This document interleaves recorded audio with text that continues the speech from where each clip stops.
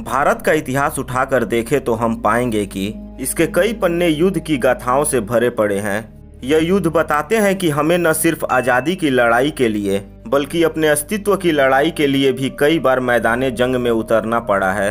और अक्टूबर 1947 में हुआ भारत पाकिस्तान का पहला युद्ध एक ऐसा ही पन्ना है जिसे खोलते ही ढेर सारे जख्म खुद ब खुद हरे हो जाते हैं। तो आइए जरा नजदीक से इन पन्नों के अक्षरों को पढ़ने की कोशिश करते हैं।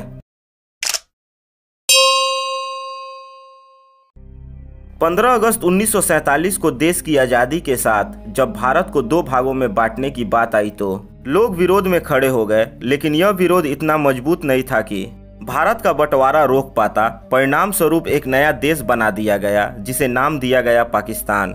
बंटवारे के चलते देश में जो हिंसा हुई उसे शायद ही कोई भुला पाए। इसमें लाखों लोगों की जान चली गई तो हजारों घर तबाह हो गए। भारत इन सबसे उबरने की कोशिश करता हुआ एक नई राह की तरफ बढ़ रहा था, पर पाकिस्तान ने नापाक इरादों के साथ आज़ादी के 2 महीने बाद ही जम्मू कश्मीर पर हमला कर दिया, जिसने बाद में युद्ध का रूप ले लिया। पाकिस्तान ने हमले के लिए जम्मू कश्मीर को चुना। इसके पीछे की वजह यह थी कि उस समय जम्मू कश्मीर एक आज़ाद रियासत था जिसे पाकिस्तान अपने कब्जे में लेना चाहता था। कश्मीर के महाराजा हरि सिंह अपनी रियासत को ना तो पाकिस्तान में शामिल करना चाहते थे और ना ही भारत में। वह जम्मू कश्मीर को आज़ाद मुल्क रखना चाहते थे। इसलिए उन्होंने पाकिस्तानी हमले से बचने के लिए भारत से मदद मांगी।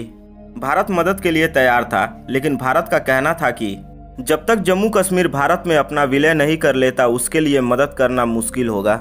हालात को समझते हुए जम्मू कश्मीर के आखिरी राजा हरि सिंह ने अपनी रियासत को भारत में शामिल करने के समझौते पर अपने दस्तखत कर दिए, जिसके साथ ही जम्मू कश्मीर भारत का एक अहम हिस्सा बन गया। पर पाकिस्तान इस विलय को मानने के लिए तैयार नहीं था, इसलिए पाकिस्तान ने युद्ध का रास्ता चुना।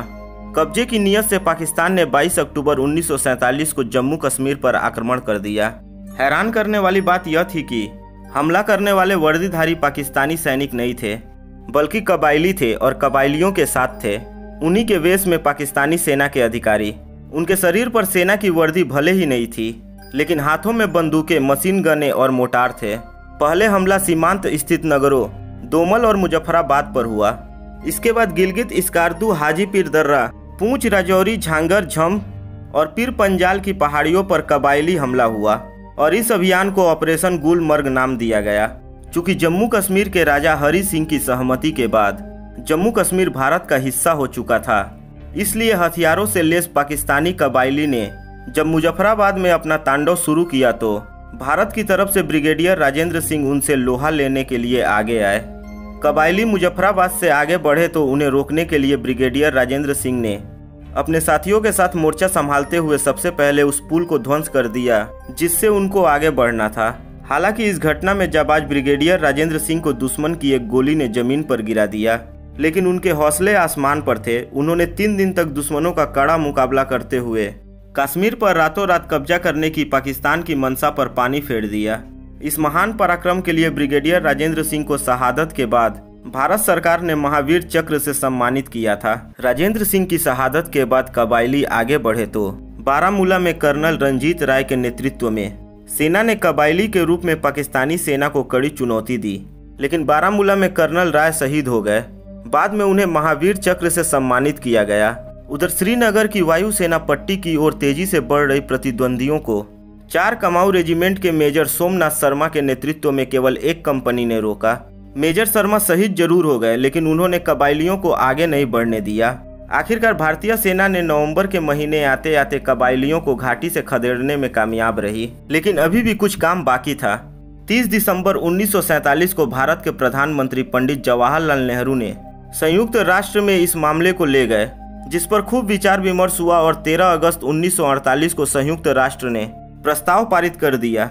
इसके बाद 1 जनवरी 1949 को आखिरकार युद्ध विराम की घोषणा कर दी गई। जानकारों का मानना है कि जब भारतीय सेना ने इस युद्ध के दौरान कबायलियों के द्वारा जम्मू कश्मीर के कब्जा किए गए क्षेत्र को दोबारा से वापस ले लिया था, तो ऐसे में भारत सरकार को युद्ध विराम की जल्दी नहीं दिखानी थी। भारतीय सेना अच्छी स्थिति में थी, उसमें इतनी क्षमता थी कि वह पाकिस्तान द्वारा कब्जा किए गए जम्मू कश्मीर के एक एक क्षेत्र पर वापसी कर सकती थी, लेकिन राजनीतिक जल्दबाजी के कारण भारत को केवल जम्मू कश्मीर के महज 60% भाग से संतोष करना पड़ा था और शेष भाग पाकिस्तान के कब्जे में चला गया था। जिसे आज पाकिस्तान अधिकृत कश्मीर यानी पीओके कहा जाता है। जानकारों की माने तो 14 महीने चले इस युद्ध में लगभग 1500 भारतीय मारे गए और लगभग 3500 घायल हो गए।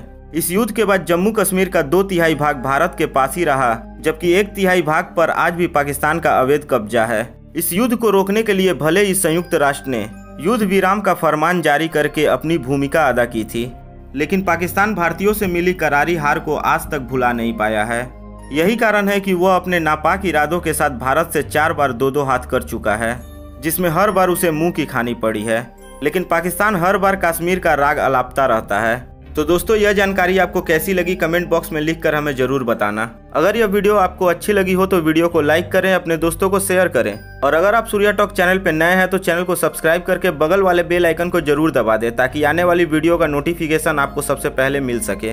तो दोस्तों, मिलते हैं अगली वीडियो में। जय हिंद, जय भारत।